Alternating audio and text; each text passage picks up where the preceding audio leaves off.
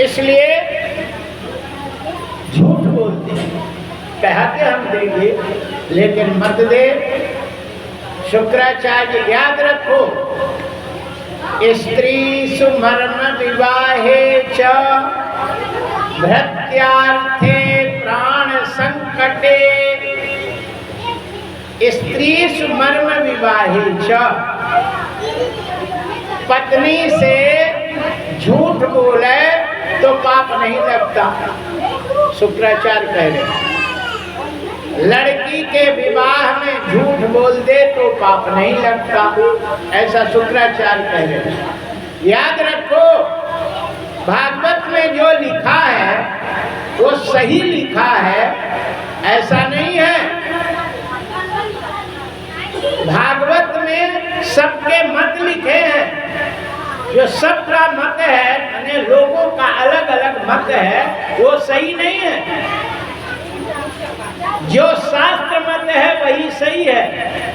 जैसे धुंधुली कहती है कि बंध्या व विधवा नारी सुखनी चेतने मती, बांझ एवं विधवा स्त्री सुखी होती हैं, ऐसा मेरा मत है। अब तुम सोचो, भागवत में लिखा है बांझ और विधवा स्त्री सुखी होती है, तो ये ऐसा है, ऐसा नहीं है। ये मेमती धुंधली कहती है मेरा मत है, और ये शुक्राचार्य का मत है, ना कि भागवत का मत है। याद रखो कि कोई भी पुरुष स्त्री को स्त्री से झूठ बोले और स्त्री पुरुष से झूठ बोले, और ये मत सही है, ये सही गलत है, ये सही नहीं है, ये गलत है। याद रखो, पत्नी से पति कभी झूठ नहीं बोले, और न पत्नी पति से झूठ बोले, है ना। ये झूठ टक्कर का कहाँ से दे, कैसे सरकार चलेगी, कैसे घर चलेगा। पति पत्नी से झूठ बोलने लगा, पत्नी पति से झूठ बोला, तो कहाँ से चलेगा, नहीं चल सकता। इसलिए पत्नी को कभी पति से झूठ नहीं बोलना चाहिए, और ना पति को पत्नी से झूठ बोलना चाहिए। दूसरा, लड़की के विवाह में भी झूठ कबो नहीं बोलना चाहिए, और नहीं तो बाप का झूठ लड़की की मौत बन जाती है। यदि कहीं झूठ बोल दिया कि हम तुम्हें 4 व्हीलर देंगे, यहाँ तो 1 व्हीलर देने की समझ नहीं है, और तब 4 व्हीलर कहो दे दे, अब वो कहाँ से देगा, है ना, उसके गुंजाइश नहीं है। और जब विवाह हो जाएगा तो वही ससुराल वाले उस लड़की के सामने बाप की बुरी भला कहेंगे, तेरा बाप ऐसा है, तेरा बाप ऐसा है। लड़की बाप की निंदा नहीं सह सकती, चाहे उसकी मौत को तो गले लगा लेती है, लेकिन बाप की निंदा, माँ की निंदा वो सह नहीं सकती। और वही लड़की फिर फांसी लगा के मरती है, या तो फिर जहर खा के या आगी लगा के मर जाती है। उसके मरने का जिम्मेदार बाप होता है, ना कि कोई।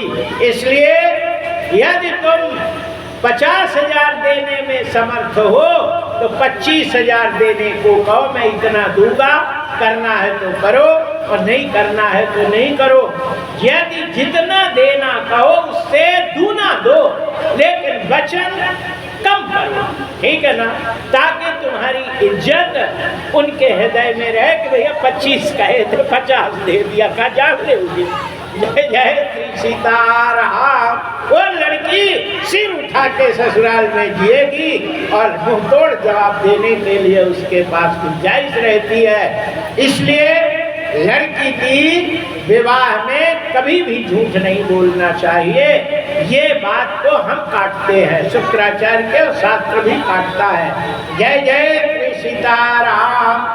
स्त्री स्मर्म विवाहे च भृत्यार्थे प्राण संकटे। भीख मांगने में झूठ बोले तो पाप नहीं लगता, भयंकर लगता है ना।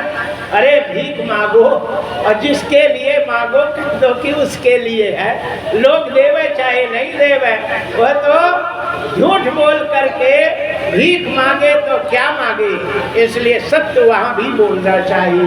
भृत्यार्थे प्राण संकटे, प्राण संकट में हो और झूठ बोल के जियोगे तो उसके जीने पे देवता जल ग्रहण नहीं करते। झूठ बोलकर जीने वाले का भगवान भी कुछ ग्रहण नहीं करते उसके। इसलिए सत्य बोलना चाहिए और सत्य बोलने पर ही यदि प्राण चला जाए तो भगवान के यहाँ उसका स्वागत होता है। और झूठ बोल के जो एक कौर भी पाता है तो भोजन भिष्टा के समान होता है। इसलिए झूठ बोल करके जीना भी पसंद नहीं करना चाहिए, सत्य बोल कर जीना चाहिए और सत्य बोल कर ही मरना चाहिए। इसलिए प्राण संकट में हो तो भी झूठ बोल के नहीं बचना चाहिए, मरना तो है ही है। झूठ बोल के बचे तो क्या मतलब। बोलिए बाके बिहारी लाल की। स्त्री धर्म विवाहे के भृत्यार्थे प्राण संकटे गो ब्राह्मणार्थ हिंसा आए। यहाँ गौ और ब्राह्मण की यदि हत्या हो रही हो और झूठ बोल करके उनकी हत्या बचा ली जाए वो सही है झूठ। वहाँ पे सत्य बोल करके और गौ ब्राह्मण की हत्या हो जाए सत्य में तो वो सत्य सत्य नहीं है। और जो झूठ बोल करके गौ ब्राह्मण की हत्या से बचा लिया जाए वो झूठ भी सत्य है। जय जय श्री सीताराम। शुक्राचार्य के जितनी बात थी उसमें से केवल गौ ब्राह्मण की हत्या झूठ बोल करके यदि बचाई जाए वो सत्य है। बोलिए बाके बिहारी लाल की जय।